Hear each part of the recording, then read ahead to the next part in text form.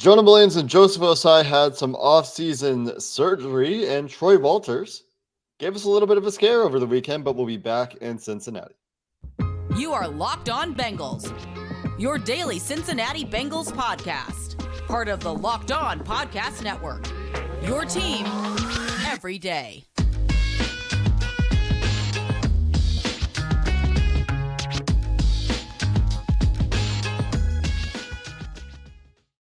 What up, Bengals fans, and welcome to another episode of the Locked On Bengals podcast. I'm your host, Jake Liscow. He's your host, James Rapien. We're part of the Locked On Podcast Network here on Locked On Bengals, bringing you coverage of your team every day, free and available everywhere you get your podcasts and on YouTube. So hit the subscribe button on YouTube, hit the follow button anywhere you get your podcasts, and will be delivered to your devices when we upload our content every day, or you'll get a notification on YouTube if you hit the bell, and you can join the First Listen Club, because we make sure our content is available for you to make us your first listen every day. Today's episode of Locked On Bengals brought to you by Ultimate Football GM. And if you've ever dreamt of becoming an NFL GM, this game is for you. To download the game, visit ultimate-gm.com or look it up on the App Store and get a 100% free boost to your franchise using promo code LOCKEDON in all caps in the game. James, let's start with some injury notes, I suppose, some surgery notes. We've been waiting for some updates on these guys for quite a while, and we got them late last week. Ian Rapoport reporting that Joseph Ossai had an offseason shoulder surgery, and Jonah Williams had a surgery done to stabilize his kneecap, is how I read it. Dr. Neil Elatrash, the same guy who did Joe Burrow's knee reconstruction, did the surgery for Jonah Williams to keep the kneecap in place, as Jonah's had a couple of issues with both kneecaps, and both guys, I think, should be okay. It's a labrum surgery for Ossai. That can sometimes take a little bit of time to heal, but Jonah Williams certainly should be okay for most of the offseason program. Yeah, it's good news for a variety of reasons. One, let's start with Ossai. Obviously hurt the knee on that final play of the AFC Championship game. There's some concern about that. Doesn't feel like that's a major issue. And we've seen guys like Logan Wilson and T. Higgins recover from the offseason labrum surgery. And obviously both guys played well in 2022 after doing that last year. But you're right, we might not see much of him. He might just be doing cardio on the side and staying in shape and not necessarily catching passes and dealing with blocking and all that. That's fine. All right. We'll see you in camp, Joseph. That said, the Jonah aspect, I think this is huge. And despite what popular opinion or at least a part of the internet and Bengals fans and the fan base think about Jonah Williams' 2022 season, I think he is without a doubt 100% going to be the left tackle next year, barring something really unforeseen, like a guy falling to them it late in the first round and he just comes in and blows the door off, or really, well, that's it. And so health is a big factor for Jonah. He's dealt with injury issues for most of his career, and his best season, I think it's fair to say, was 2021. And everyone was expecting him to take a step in 2022. That didn't happen. He played through that dislocated kneecap. How much of that mattered, I don't know, but his contract is guaranteed. And so the fact that they're able to fix this now, he's expected to be ready for June and in the offseason program. That's great because it's a big year. The Bengals are going to be banking on him to man that left tackle spot and play at a high level. And he can earn himself a big payday in Cincinnati or elsewhere if he plays well. So it's good to see that he had this done now and that it's going to hopefully prevent any further shifting in the future when it comes to that kneecap. And he's relatively young. He is young. Remember, it's wild. It's wild how young he is still. He just turned 25. So, came into the league, 22-year-old rookie, misses rookie year, has obviously played since then. Just turned 25 about 3 months ago. So he's still a young guy, is Jonah Williams. And to give you just some context for our listeners, Cordell Volson turns 25 in July. Yeah. And Jonah's going into his fifth season. Cordell his second. Right. So a lot of discussion around Jackson Carman, as you just alluded to. And Ooh. maybe he gets a shot in training camp if he blows the coaching staff socks off. And I just go back to what we've said about the offensive line. The people that want Jackson Carman to take over, I think are somewhat for one, you're over extrapolating a couple of games. He had a decent game. He had a game where he wasn't a disaster, and suddenly he should be the left tackle because Jonah Williams had a few really rough games this year, and he did. Mm-hmm.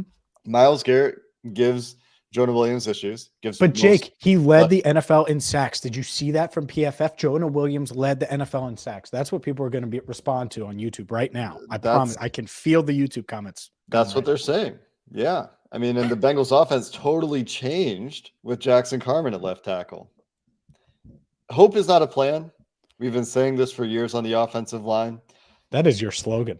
If Jackson Carman comes along and proves that he is the best left tackle on the team, if he goes out there and makes that statement, when the last two training camps, and Joe Goodberry made this point, he's had every opportunity to win and hold on to a left guard job and couldn't do it.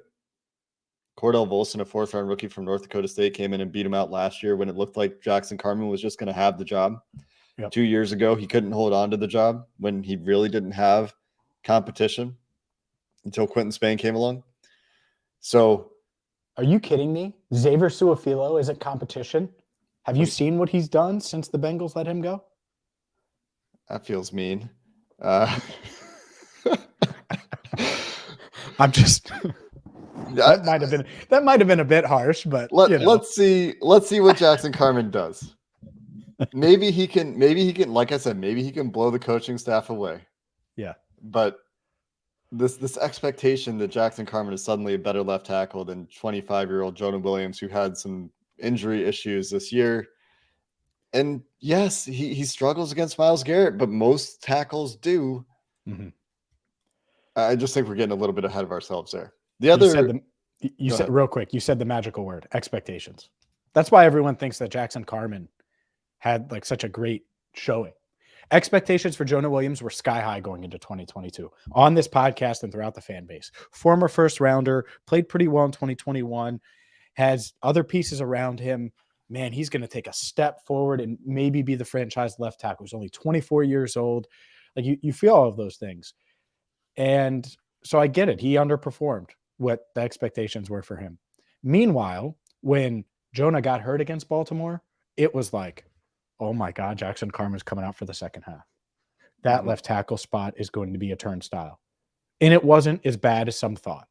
And so he exceeded expectations, but expectations for Jackson were so low that it's really hard for me to compare either. And that's what I think the difference is here. And that's where the disconnect is. And as has been pointed out as well, the Kansas City game in particular, Frank Clark is going against Hakeem Adeniji the whole game, and Chris Jones is, well, I mean, they picked their side. They picked the link they wanted to attack. And it wasn't Jackson Carman in that game, which maybe says something about Jackson Carman and where he should be on the depth chart relative to guys like Max Sharping, who is a free agent, and guys like Hakeem Adeniji. But again, let him compete. Let him show it in training camp and battle it out for where he is on the depth chart. By the way, that would be great if Jackson Carman suddenly became a really good high-end left tackle and beat out Jonah Williams and would enter year 3 of his rookie deal as a player that could show that he could start. I think that's an unrealistic expectation for those wondering. And I know this, Jake, the staff certainly still views Jonah as the starter. There you go. You mentioned that Ossai did not have any work done on his knee, correct? Not that I'm aware of, no. Yeah. So had the knee scare, no issues with the knee apparently for Ossai. Ossai continues to be part of the plans, I think, for the pass rush next year, and it has room to improve, certainly, but he came on in a big way down the stretch. So hopefully these guys are okay. Like you said, they've gotten guys through labrum stuff. Ossai, hopefully, this is his last injury for a while. He's had issues with connective tissue, meniscus, labrum in his career so far, and you would like to see him play a full season. Troy Walters interviewed one day, not the offensive coordinator of the Arizona Cardinals. Unfortunately for him, the next day will be back in Cincinnati, where Zach Taylor is very happy. Made some very strong, positive remarks about the city of Cincinnati. We'll talk about that coming up next. Today's show is brought to you by Ultimate Football GM. Maybe you cringed as we were talking about Jonah Williams being the left tackle next year. Maybe you would want to make a decision to move on and get a different left tackle, or maybe insert Jackson Carman. Well, with Ultimate Football GM, you're responsible for controlling the destiny for your franchise, from hiring the right coaches and coordinators to trading players, to signing players, navigating your franchise through free agency, the draft, the ups and downs of a season. It is up to you. I've used Ultimate Football GM, played it. I love it. Best part about it, it made flights, travel during the season go easy, because you don't need to have service. You don't need to have that internet access when you're playing Ultimate Football GM. So make sure you check it out. And right now, Locked On Bengals listeners get a 100% free boost to their franchise when using the promo code Locked On in all capitals in the game store. That's Locked On in all caps. So make sure you check it out today. To download the game, just visit ultimate-gm.com or look it up on the App Store. Again, ultimate-gm.com, Ultimate Football GM. Start your dynasty today. Couple of quick coaching staff notes here, James. After we spent, again, another episode talking about the continuity the Bengals are going to enjoy on their coaching staff, Troy Walters pops up with an interview for a vacant offensive coordinator job in Arizona. Good for him. 2 interviews for Troy Walters with the Jonathan Gannon and DeMeco Ryan staffs in Arizona and Houston, respectively. Didn't get either job, unfortunately, for him, but will be back with the Bengals. This coaching staff, as you said before we started recording, with all these interviews that guys are getting, Yep. 3 on the offensive side of the ball, Lou Anarumo obviously on the defensive side of the ball for a head coaching job. They're going to have some changes, but for now, you can really relish this rare and massive opportunity, I would say, to have the continuity they have.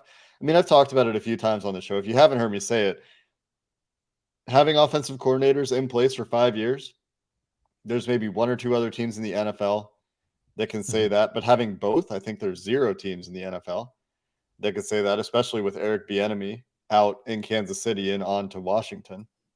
I think that would have been the only other team that had similar continuity to the Bengals in terms of their top 3 offense, defense, head coach jobs. And you throw Darren Simmons in there as well, and it becomes really impressive. So the continuity is still on after we had a little scare over the weekend.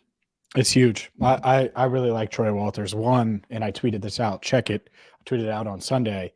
Best route runner in the NFL among the coaching staffs. And I had Vikings fans say, "Oh, Keenan McCardell or this guy or this." No, I don't care. I don't care what they did in the NFL. I watch Troy all the time. He's look. Honestly, I thought about tweeting. Man, could he have grabbed a helmet during the AFC title game? You got to be careful though, James, because Chad Johnson's lobbying to get a coaching job with the Bengals, and then Troy's going to have some competition. Chad always does that. I'm just saying, there's competition. You know what Chad doesn't want to do? The grind that comes with coaching.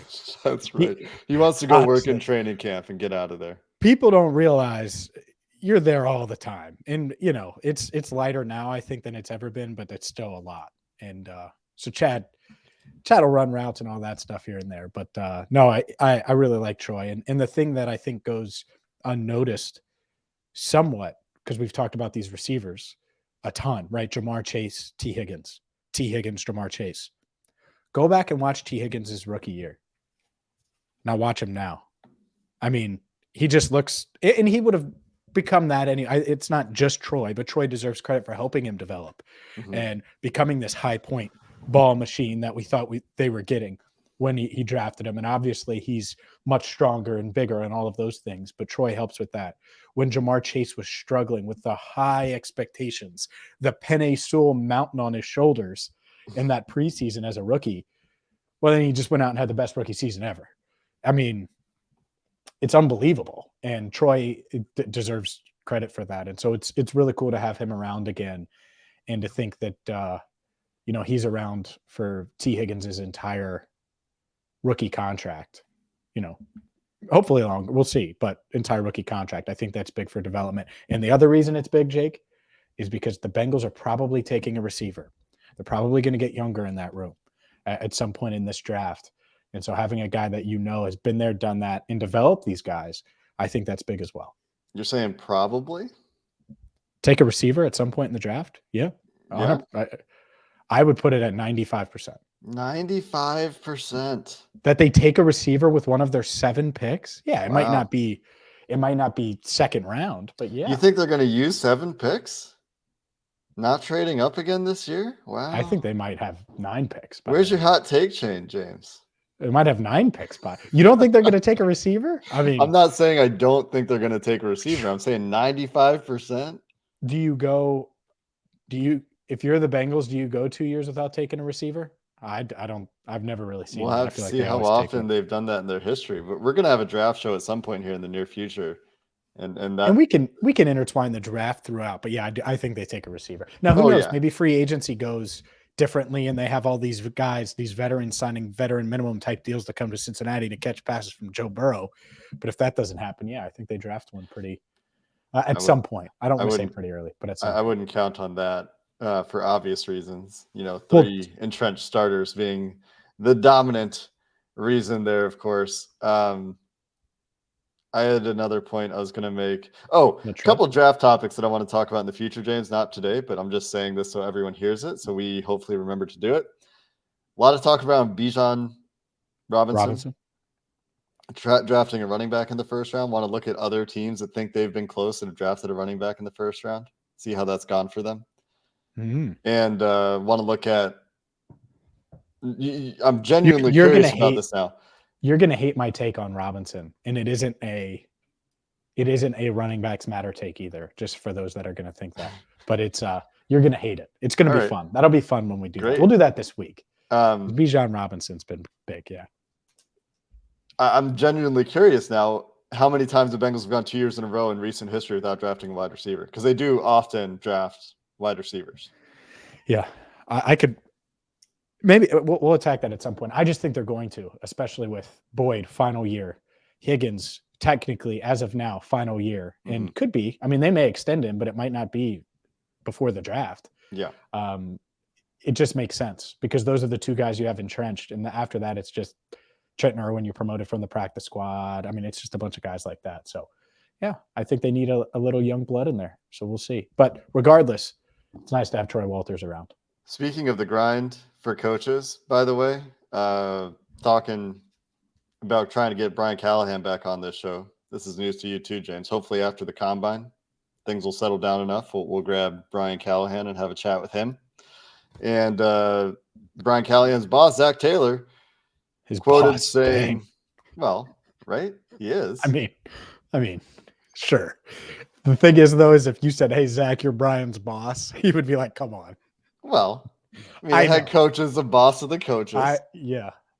I'm just trying to transition the show, James, to the Zach Taylor quote that is, they're going to have to carry me out of here in a casket. I love it in Cincinnati. It's a good fit for my family, myself, with the coaches, the owners, Duke Tobin. I can't imagine myself anywhere else. They'll have to kick me out of here. What a difference 2 years makes. Yeah, we've said it a few times. So true. It's unbelievable. I'm shocked at how it's happened. And you could point to all of these different things, all these different factors, but I was dead ass wrong about Zach Taylor, as were a lot of people. Not afraid to admit it. And yeah, it's been cool to see him really, I'd say midway through the season, but even then, even early on in the year, you started to see some of his personality come out. And then at the end of the year, he says, I'm sorry to the NFL. Yeah. They had all these plans. Like, you're starting to see a little bit more of that. And this is that you're going to have to carry me out on a casket. I love it. Or in a casket. I love it. In the other funny part is 2 years ago, people would have been like, hey, we're going to carry you out any way we can. And now it's like, hey, we're going to lift you up any way we can. And, yeah, he's had a hell of a run, and obviously he's the right guy for this team and this franchise and city, clearly, because he loves it here. Love to see that kind of come up in Cincinnati. James, you have a surprise for me, I believe. I have a surprise for you, a surprise topic that you might hate, which is going to be fun. Going to be fun for me, and I think fun for our listeners. So we'll dive into that next here on Locked On Bengals.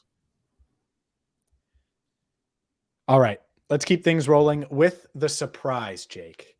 The surprise. And it's nothing big, but not one, not two, not three, but four. You've been hosting the Locked On Bengals podcast for 4 years now. Our trusty Locked On team reminded us late last week. And so, one, I wanted to mention it on the podcast and congratulate you. Two, what stands out the most? 4 years is a long time. Think about that. So it coincides with Zach Taylor. It coincides with, talking about the 2019 draft, leading up to the Burrow, a Super Bowl run, Burrow's injury, an AFC championship run where people expected them to get to the AFC championship game this year. There's a lot that's gone on over the past 4 years. What stands out the most? Our first episode, my first episode on Locked On Bengals was the day the Bengals announced Zach Taylor officially. The link between this show for me and the Zach Taylor era, very strong. I think that's an interesting thing to look back on for me. But it had to be the Super Bowl run. And I mentioned this on Twitter when I posted about it. We have two numbers that I really want to grow. One of them's happening on its own. I'm not worried about it. Our listener numbers are through the roof. I think I said we've done something like 10 million listens since I started in 4 years. Half of those are in the last year. So our growth trajectory looks great. Love that. Not worried about that. Two things that we can control, though, James. Well, one thing we can control is we can have more in-person events. And there hopefully will be some news about that coming over the next few months. And two, let's go to another Super Bowl, because that's the most memorable thing for me. Going down to LA last year, took a week off my day job to come and be in person on Radio Row, get the in-person media availability, which is only 1 day last year with the COVID stuff outside. But that was, 3 years into covering sports, that's a highlight. Not very many people get that opportunity, and that was a lot of fun. Yeah, I agree, right? The Super Bowl run stood out. That was the second time we got to hang out in person. The first one was the in-person events, and I think you're right. We kind of dropped the ball. Not really dropped the ball. There was a lot going on behind the scenes this year. Obviously, for me, having a kid on the way and stuff, and not wanting to announce anything publicly. So it was hard to plan until we knew she was okay and all that stuff, and mom was okay. But this year we're going to have an in-person meetup. We'll have to schedule it in advance, maybe before the season, have that thing planned out, because that was as much fun. And then obviously the Super Bowl run was wild. But meeting all the people at the Blind Pig, that's where you had it, right? Yep. Yeah. It'll be somewhere bigger next time. It was really cool, though, to meet all the people in person. And then Elizabeth Blackburn's there, and they gave us the ball to give. That was so cool. It was great. And it sucks that it feels like it was forever ago, right? It was forever ago.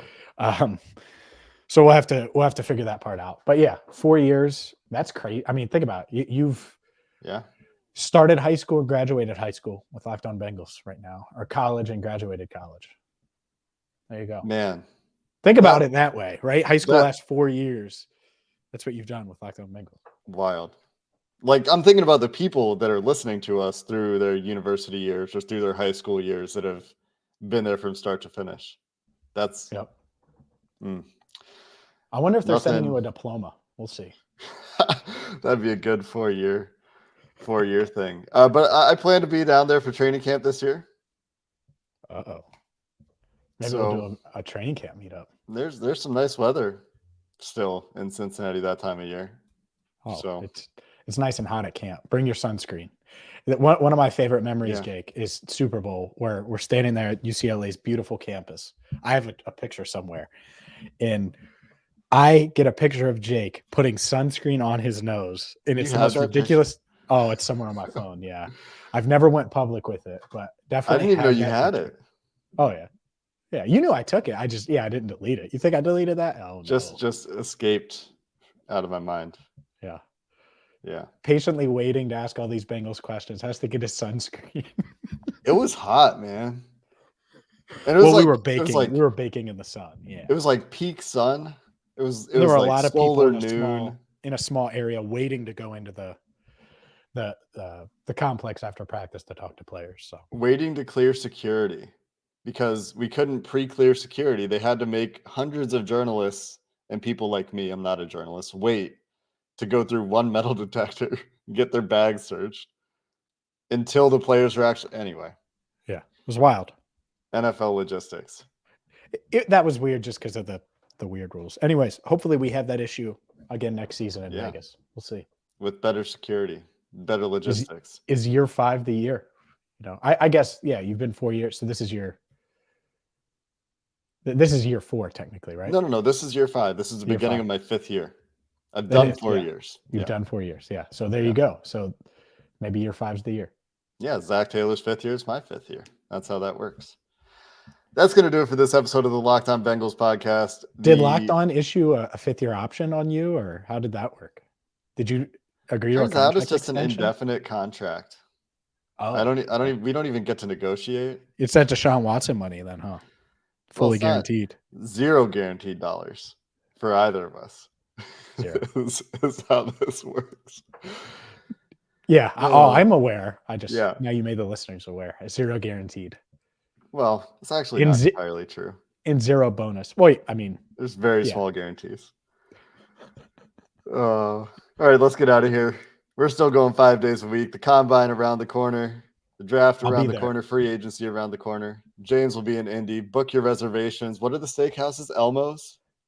that's St. a good Elmo's? one. Yeah, Or that's Elmo's? a good one. St. Elmo's, but Elmo's. There you go. Get your reservations in. You're probably too late already, but you can still try. Catch some coaches and scouts there, hanging out, talking to journalists like James. Anyway, that's going to do it for this episode of the Locked On Bengals podcast. We appreciate you listening. And until next time, Hoo day and have a good one.